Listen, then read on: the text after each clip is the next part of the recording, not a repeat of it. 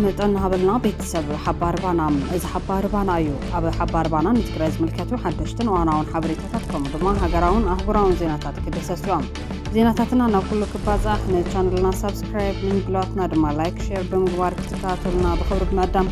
ናብ ቀንዲ ነጥብታት ዜና ዝዕለት ክንሰገር ናብ መቐለ ኣሸማገልቲ ሰዲዱ ዝወዓለ ስርዓት ብልጽግና ኣብ ተቐጽበት ንሳ ኣብ ትግራይ ኩናት ኩላዕዩ ክብል ሓደገኛ ሰነድ ዘርጊሖም ትማል ሕብረት ኣፍሪካ ንፍሉይ ካብ ዝዋቀርና ኣፍሪካ ናብ መቐለ ለይኹም ምስ መራሕቲ ትግራይ ተራኺቡ ዘተየ ኮይኑ ስርዓት ብልጽግና ድማ ድሕሪዚ ኣብ ቀረባ ክጅምሮ ንዝወጠኑ ኩናት መንጸፍ ዝኾነ ኣዝዩ ሽርሓዊ ሰነድ ዘርጊሑሎም ብኻልእ ወገን ነጻነት ፕረስ ብምዕፋንን ብምእሳር ጋዜጠኛታትን ብኸቢድ ዝኽሰስ መንግስቲ ኣብይ ኣሕመድ ሓንቲ ፈረንሳዊት ጋዜጠኛ ካብ ኢትዮጵያ ኣባሪሮም بسرعة بلጽግናን መሻርክቲ ብልጽግና ዝኾነት ዩናይትድ ዓረብ ኢማራትን ዝድገፍ ዕጡቕ ሓይሊ ሱዳን RSF ከቢድ መጥቃዕቲ ድሮን ፈንዮም ዓለም ዘናጋዕ ኩናት ደው ኢሉ ኣሎ ፕሬዝደንት ኣሜሪካ ትራምፕ ኩናት ምስ ኢራን ደው ኣቢልናዮ ኣለና ኢሎ ነዚያቶም ካልኦት ተገደስቲ ምዕባልታትን ሒዝና ኣለና ምስ ሓባርባና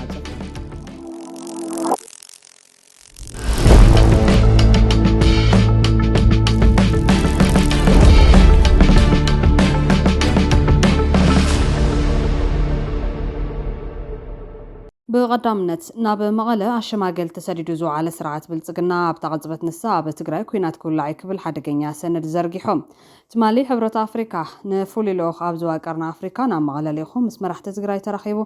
زتي خوينو سرعة بلصقنا دما بزغربا كجمرون زوت أنو خوينات منصف زخانو أزيو شرحو سند زرقيحلهم حزب زاد حن تكبرهم قصاص كم تدلي نفولي لو حبرة أفريقيا بوغن تግራይ ከም ዝገለጹሎም አምባሳደር አዲስ ዓለም ባሌማ ተዛሪበዮም መጀመሪያ ኮሙኒኬሽን ክፈጠር ኣለዎ ኮሙኒኬሽን የለን ካላይ ድማ ንትኹነታት ዲስከሌት ክግበር ኣለዎ ድሕሪ ድማ ፖለቲካል ዳያሎግ ዝጀመረሉ ኩነታት ፍጠሩ ኢና ኢልና ምክንያቱም ቀልጢፉ እቶም ናይ ፍሪዝ ገይሮም ዘለዉ ከም ተግባር ደስኪሎም ዘለዉ ስምምዕነታት ዝትግበረሉ ኩነታት ክፈጠር ኣለዎ ኢና ንብል ዘለና ፕሬዝዳንት ዶክተር ደብረጽዮን ገብረሚካኤል ምስ ፍሉይ ሕብረት ኣፍሪካ ኣብ ቀርና ኣፍሪካ ኦሉሴጉን ኦባሳንጆ ኣብ ዝገበሩ ወዘተ ዝተሳተፈ አምባሳደር አዲስ ዓለም ባሌማ እዚ ብተበገሱ ሕብረት ኣፍሪካ ዝካየድ ዘሎ ዘተ ገና ኣብ ምጅማር ከም ዝርከብ በመግላጽ ትግራይ እቲ ዘሎ ረስኒ ናብ ግጭት ዘየቱ ከምውን ዝጎደሉ ረብሓታትና ክምለሱን ምስ መንግስቲ ፌደራል ዝተቋረጸ ርክብ ክቕጽልን ናይ መጀመርታ ስጉምቲ ክኸውን ኢና እንደል ክብል ተዛሪቦም ወገን ትግራይ ኩሎም ሕቶታትን ኣፈላላያትን ብዘተን ድርድርን ክፍትሑ ዘለና ድሌት ክንገልጽ ጸኒሕና ኢና ዝበለ አዲስ ዓለም ባሌማ መንግስቲ ኢትዮጵያ ግን ነሰምዕ ፕሪቶሪያ ብምፍራስ ትግራይ ብምኽባብ ተደጋጋሚ መጥቃዕቲ ይፍጽም ከም ዘሎ ንኦሉሴጉን ኦባሳንጆ ነጊርና የለና ኢሎ ዛጊድ ናብ መረበቱ ክምለስ ዝግብኦ ዝተመዛበለን ዝተሰደደን ህዝብና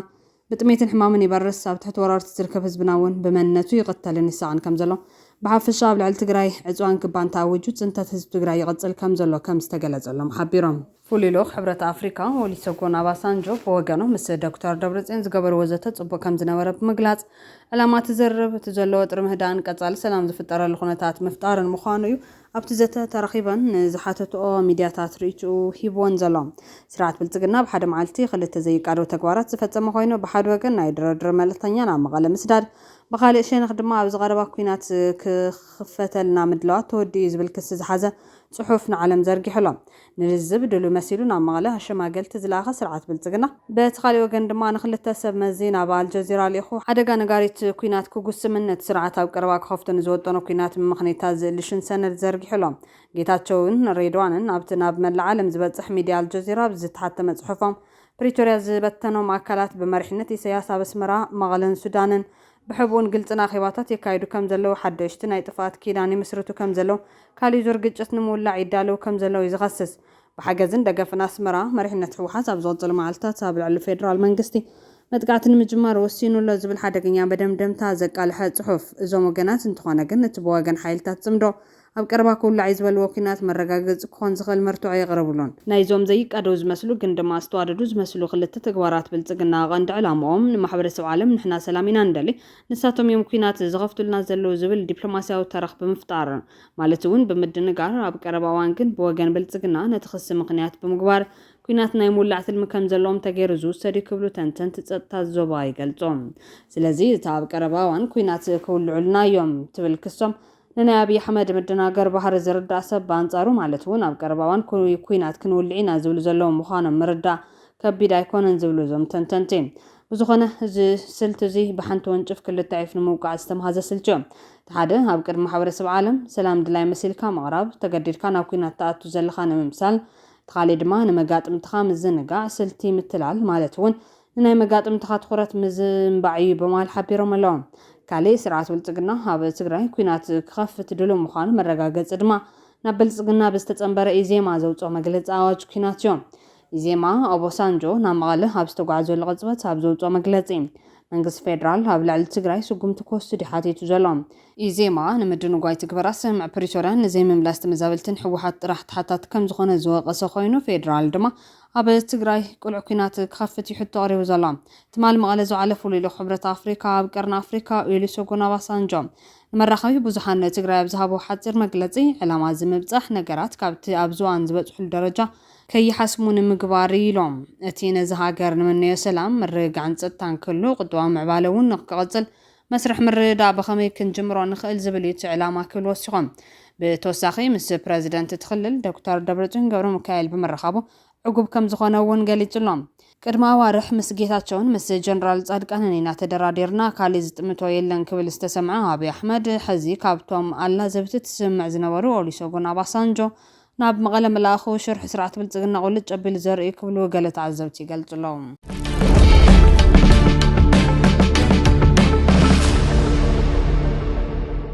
نتسانت برس بمعفانن بمسار ጋዜጠኛታትን بخبيد زخصص መንግስት አብይ አህመድ ሓንቲ ፈረንሳዊት ጋዜጠኛ ካብ ኢትዮጵያ ባሪሮም ኣብ ጋዜጣ ላክሮዋ ዝተባሃለ ጋዜጣ ትሰርሕ ፈረንሳዊት ጋዜጠኛ ካብ ኢትዮጵያ ከም ዝተባረረት ፈረንሳዊ ማዕኸን ዜና አጃንስ ፍራንስ ፕረስ ሎሚ ሓቢሮም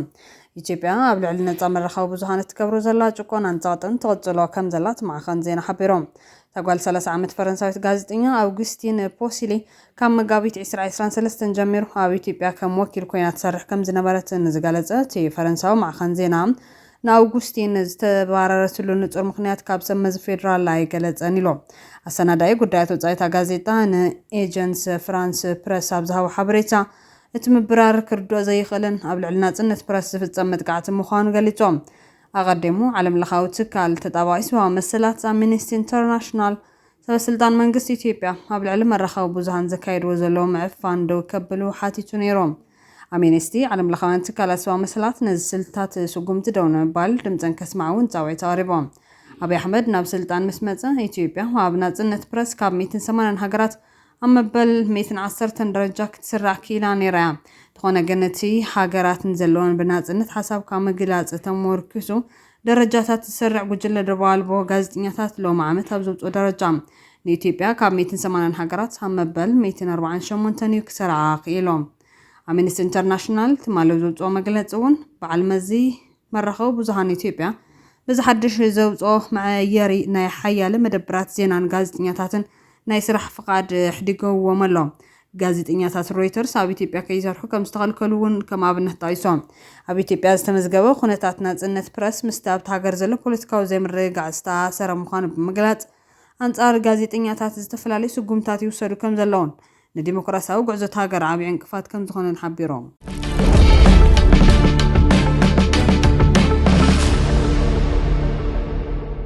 ብልጽግና በሰላም ማካይዶ ያው ዝበሉ መዓልቲ መረጻ ጥራሕ ኣብ ክልል ኣምሓራ ልዕሊ 9 ጎንፅታት ከም ዝተመዝገበ ኣብ መላእ ዓለም ንዝፍጸሙ ግጭታትን ውግኣትን ዝስነድ ትካል ኣክሊድ ደፍሪጦም ቅድሚ ሰሙን ኣብ ዝተኻየደ መዓልታዊ ሃገራዊ መረጻ ኣብ ክልል ኣምሓራ ጥራሕ ብውሕዱ ኣብ 9 ቦታታት ግጭት ከም ዘጋጠመ ሓደ ሰነድ ኣመልኪቶም ኣብ መላእ ዓለም ንዝፍጸሙ ግጭታትን ውግኣትን ዝስነድ ትካል ኣክሊድ ቅድሚ ሓደ ሰሙን ዝተኻየደ ሸውዓይ ሃገራዊ መረጻ ኢትዮጵያ ኣመልኪቱ ጸብጻብ ኣውፅኦም ኣብ ዝትማሊ ዝተዘርግሐ ጸብጻብ ላዕለዋይ ተንታኒ ኣክሊድ ንምብራቕ አፍሪካ دكتور جلالي برون حبرت تقريبهم دكتور جلالي ጸብጺቡ ቅድሚ ምርጫ ብሔራዊ ምንቅስቓስ ኣምሓራ ፋኖ ኣብ ክልል ኣምሓራ ጽርግያታት ብምዕጻውነት መረጻ ከም ዘዕንቅፍ ኣፍሊጡ ነይሩ ብማሊ ጀሚሮም ኣስዕቡ ድማ ሰበስልጣን መንግስቲ ነዚ ስጋኣት እኳ እንተነጸግቦ መንግስቲ ብሰንኪ ጸጥታዊ ስክፍታታት ኣብ መዓልቲ መረጻ ናይ ገዛርሱ መኻይን ከይንቀሳቐሳ ገዲቡ ኢሎም ዶክተር ጅላሊ ኣስዒቡ ኣብ መዓልቲ መረጻ ፋኖ ዓይሻ ስዒድ ዝብል ጎስጓስ ኣካይዱ እዚ ድማ ብውሕዱ ኣብ 9 ቦታታት እቲ ክልል ግጭት ኣስዒቡ ኢሉሎም እቲ ግጭት ዘጋጥመሉ ቦታታትን ከይተረፈ ኣብ ካርታ ድማ ርዮም ብመሰረት እዚ ተንታኒ ኣብ ክልል ኣምሓራ ኣብ መንጎ ፋኖን ሓይልታት መንግስትን ዝነበረ ግጭት ካብ ዝጀመረት ሒዙ ኣብ ሓደ መዓልቲ ኣብ 9 ቦታታት ዝተፈጸመ ጎንፂ ዝለዓለ ኣብዚ ዝሓለፈ ጉንበት 24/2018 መዓልቲ መረፃ ከም ዝነበረ ዝገለጸ ዶክተር ጅላሌ ወሲኾም ኣብ ክልል ኦሮምያ ዝንቀሳቐስ ሰራዊት ሓርነት ኦሮሞ ቅድሚ 3 መዓልቲ ትመረፃ ብተመሳሳሊ መንገዲ ነቲ መረፃ ንምትዕንቓፍ ኣብ ዝገበሮ ፈተነ ዕፁብ ምዃኑ ኣፍሊጡ ነይሩ ብምባል ኣብ መንጎቶም መንግስትን ዝዕጡቕ ሓይልን ኣብ 8 ቦታታት ኣብ መዓልቲ መረፃ ግጭት ከም ዝተመዝገበ ኣፍሊጦም እቲ ዝበዝሐ ጎነፃዊ ግጭት ኣብ ምብራቕ ወለጋ ምንባሩ እውን ጠቂሶም እቲ ዶክተር ኣስዒቡ ዕጡቓት ሰራዊት ሓርነት ኦሮሞ ኣብ ዞባ ኣርሰመ ወረዳ ሰኮ ንዝርከቡ ሰዓብቲ እምነት ኦርቶዶክስ ተዋህዶ ቤተክርስትያን ኢትዮጵያ መጥቃዕቲ ፈፂሞም ኢሎም እዚ መጥቃዕቲ ቅድሚ ሓደ መዓልቲ ኣብ መንጎቶም ዕጡቓት ፖሊስ ክልል ኦሮምያን ዝተፈፀመ ግጭት ብምባል 101 ዓመት ዝገበረ ቤተክርስትያን በቲ መጥቃዕቲ ከም ዝተቓፀለ ኣፍሊጦም ይኹን እምበር ሰራዊት ሓርነት ኦሮሞም እቲ ኣብ ዞባ ኣርሲ ዝተፈፀመ መጥቃዕቲ ብልፅግና ብዘዋፈሮም ሓይልታት ከም ዝተፈፀመ ከሲሱ እዮም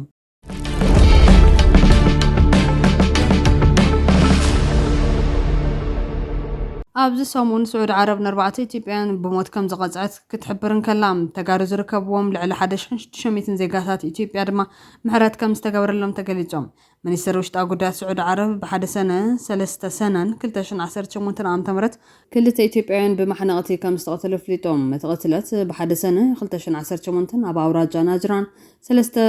ሰነ 2018 ዓ.ም ድማ ኣብ ኣውራጃ ኣሴር ከም ዝተፈጸመ ሚኒስተር ዘውፅኦ መግለጺ የመልክት እቶም 4 ሞት ዝተፈረደም ኢትዮጵያውያን ሓሽሽ ሒዞም ናብ ስዑድ ዓረብ ብምእታዎም ከም ዝኾነት መግለጺ ሓቢሮም ሚኒስትሪ ጉዳያት ወጻኢ ኢትዮጵያ ብወገኑ ኣብ ኣብያተ ማሰርቲ ስዑድ ዓረብ ንዝርከቡ 1655 ኢትዮጵያውያን ምሕረት ተገይሩሎም ክሶም ክቋረጽ ከም ዝገበረ ኣፍሊጦም ሂማን ራይትስ ዎች ብ13 ሚያዝያ 2018 ኣቋጻጽራ ገጽ ኣብ ዘውፅኦ ጸብጻብ ሰበስልጣን ስዑድ ዓረብ ንሰለስተ ኢትዮጵያውያን ብሞት ክቕፅዑን ከለዉ ፍርዲ ሞት ካልኦት 65 ዜጋታት ግን ከም ዝተናውሐ ይሕብር ሚኒስትሪ ጉዳያት ወጻኢ ኣብ ዘውፅኦ መግለጺ ግን እቲ ሚኒስትሪ ምስ ኤምባሲ ኢትዮጵያ ኣብ ሪያድን ዋና ቆንስል ኣብ ጅዳን ብምውሃድ ዝገበረ ዲፕሎማስያዊ ጻዕሪ ስዒቡ እቶም ኢትዮጵያውያን ይቕሬታ ከም ዝተገበረሎም ሓቢሮም ዝኾነ ግን እቲ መግለጺ ብዛዕባ እቶም ብሞት ክቕፅዑ ዝጽበዩ ዘለዉ ኮነ ብዛዕባ እቶም ዛጊድ ብሞት ዝተቐፅዑ ዝበሎ ነገር የለን ሚኒስትሪ ውሽጣዊ ጉዳያት ስዑድ ዓረብ ኣብ ዝተፈላለዩ እዋናት ንሞት ዝተፈረደ ኢትዮጵያውያን ኣመልኪቱ ኣብ ዘውፅኦ መግለጺ ሃይማኖታዊ መልእኽትን ሕጊ ሸሪዓን ብምጥቃስ ኣስማት እቶም ጉዳያት ይዘርዘር ሂማን ራይትስ ዎች ኣቐዲሙ ኣብ ስዑድ ዓረብ ብውሕዱ 65 ኢትዮጵያውያን ስደተኛታት ምስ ዕፀፋ ርእሲ ብዝተኣሰረ ገበን ናይ ሞት ፍርዲ ይጽበዮም ከም ዘሎ ጸብጺቡ ነይሮም ዓለም ለኻዊ ትካል ተጣባቂ ሰብኣዊ መሰላት ብ21 ሚያዝያ 2018 ዓመተ ምህረት ኣብ ዘውፅኦ ጸብጻብ ስዑድ ዓረብ ኣብ ዝሓለፈ ዓመታት ብፍላይ ድማ ምስ ዕፀፋ ርእሲ ዝተኣሰሩ ገበናት ኢትዮጵያውያን ዝርከብዎም ብዙሓት ወጻእተኛታት ከም ዝቐተለት ሓቢሮም ስዑድ ዓረብ ብዘይ ጎነፃዊ ገበናት ዝተኸሱ መሰረታዊ ግቡእ መስርሕ ዝተኸልከሉ ወጻእተኛታት ብሞት ንምቕጻዕ ዘለዋ ድልውነት ንመሰልን ህይወትን እቶም ግዳያት ዘሎ ከቢድ ሸለልትነት ከም ዘርኢ ሂማን ራይትስ ዎች ይኸስስ እቲ ተጣባቂ ሰብኣዊ መሰላት መሻርክቲ ስዑድ ዓረብ ብቕልጡፍ ጣልቃ ክኣትውን ነቲ ፍርዲ ቅድሚ ምፍጻሙ እቲ ናይ ሞት ፍርዲ ክስረዝ ጽዕንቶ ክፈጥሩን ይጸውዕሎም ሂማን ራይትስ ዎች ምንጭታት ብምጥቃስ ኣብ ዘውፅኦ ጸብጻብ ኣማይስ ኢትዮጵያውያን ኣብ ኣብያተ ማሰርቲ ስዑድ ዓረብ ተዳጊኖም ከም ዘሎ ሓቢሮም ተወሳኺ ልዕሊ 200 ንሞት ዝተፈረዱ ኢትዮጵያውያን ኣብ ቤት ማሰርቲ ካሚስ ሙሻይ ተኣሲሮም ከም ዘለዉ ኣመልኪቱሎም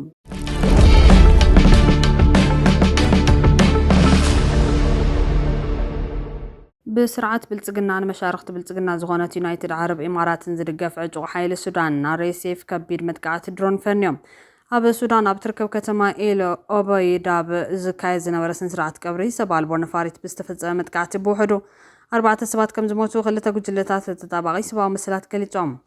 መርበብ ሓኻይም ሱዳንን ተጣባቕቲ ህጹጻንን በቲ መጥቃዕቲ ብ10ታት ዝቑጸሩ ሰባት ከም ዝቆሰሉ ሓቢሮም ክልቲኦም ጉጅለታት ነቲ መጥቃዕቲ ንሓይሊ ቁልጡፍ ምላሽ ሱዳን RSF ወይሶም ብመሰረት ጸብጻብ ጠበቃታት ህጹጻን ካብ ብረቡዕ ጀሚሩ ብተኸታታሊ መጥቃዕቲ ሰብ ኣልቦ ነፈርቲ ብውሕዱ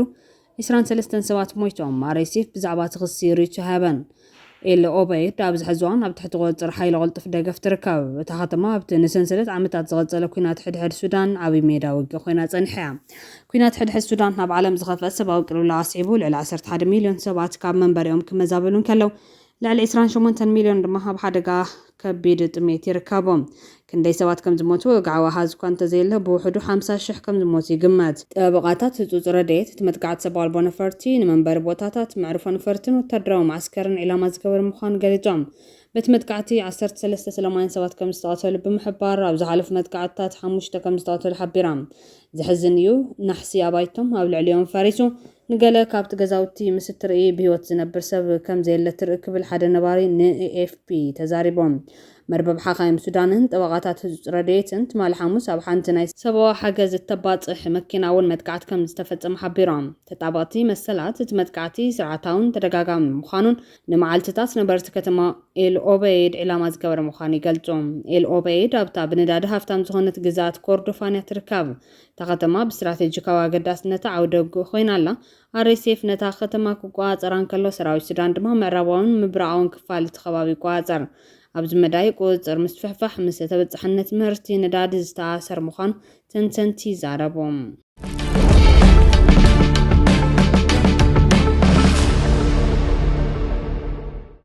ንዓለም ዘናግዕ ኩናት ደው ኢሎም ፕረዚደንት ኣሜሪካ ትራምፕ ኩናት ምስ ኢራን ደው ኣቢልና የለና ኢሎም ፕረዚደንት ኣሜሪካ ዶናልድ ትራምፕ ዋይት ሃውስ ኣብ ዘውፅኦ ሃንደበታዊ መግለጺ ኣሜሪካ ምስ ኢራን ዝገበረቶ ኩናት ብወግዒ ኣቋሪፃ ኣብ ዓብይ ስምምዕ ከም ዝበፅሐ ተፍሊጦም ትራምፕ ኩናት ምስ ኢራን ደው ኣቢልና የለና ክብል ዝገለጸ ኣብ ልዕሊ ኢራን ክፍጽሞ የልዎ ዝነበረ ሓድሽ ወታደራዊ መጥቃዕቲ ሃንደበት ከይካየድ ድሕሪ ምእዛዝ ስዒብ እዮም ብመሰረት እቲ ብድሕሪ ታሪኻዊ ስምምዕ ዘሎ ቁልፊ ዝርዝራት ክልቲኦም ወገናት ነተኹሲ ደው ምባል ነተወሳኺ 60 መዓልትታት ዝነውሕን ነባር ሰላም መንገዲ ዝፀርግን ኣዝዩ ጥንኩር ስምምዕነት ከም ዝበፅሑ ተገሊጾም ብመሰረት እቲ ስምምዕነት ኢራን ዝኾነ ዓይነት ኒኩለራዊ ኣጽዋር ከይተማዕበልን ከይትገዝእን ከም ዝተስማዕምዐት ኣሜሪካ ዝገለጸት ኮይና እቲ ካብ ኩናት ጀሚሩ ተዓጽዩ ዝጸንሐ ንዓለማዊ ንግዲ ነዳዲ ኣዝዩ ኣገዳሲ ዝኾነ መጻቦ ሆርሙዝ ብቕልጡፍ ክኽፈት እውን ተስማዕሚዓ ኣላ ስምምዕ ኣብ ዝቕጽሉ መዓልትታት ኣብ ኣውሮፓ ብወግዒ ክፍረም ምዃኑን ኣብቲ ስነ ስርዓት ምክትል ፕረዚደንት ኣሜሪካ ጄዲ ቫንስ ክርከብ ተባሂሎም እዚ ከምዚ ኢሉ እንከሎ ሚኒስትሪ ጉዳያት ወጻኢ ኢራን ብዛዕባ እቲ ጉዳይ ኣብ ቀንዲ ነጥብታት ስምምዕነት እንተሃልዩ ዋላ እንተኣመነ ብዛዕባ ዘገድድ ነጥብታት ግን ብጥንቃቐ ከም ዝርእይዎ ሓቢሮም ኣብ ወሰንቲ ነጥብታት ስምምዕ ከም ዘሎ እኳ እንተኣመነ ገና ኣብ ናይ መወዳእታን ቀያድን ውሳነ ከም ዘይበፅሐ ተመልኪቶም ኣብቲ ዝርርብ ብቐጥታ ዘይተሳተፈ ቀዳማይ ሚኒስተር እስራኤል ቤንጃሚን ኔታንያሁ ትራምፕ ውሕስነት ፀጥታ እስራኤል ዝሃቦ ትኹረት ኣመስጊንዎሎም እዚ ዜና ስምምዕነት ምቁራጽ ተኹሲ ኣሜሪካን ኢራን ድማ ነቶም ብሰንኪ ግጭት ስዒቡ ዝነበረ ዓለማዊ ምንጋዕ ቁጠባ ረፍታ ከቢዩ ተስፋ ተገይሩሉ ዘሎ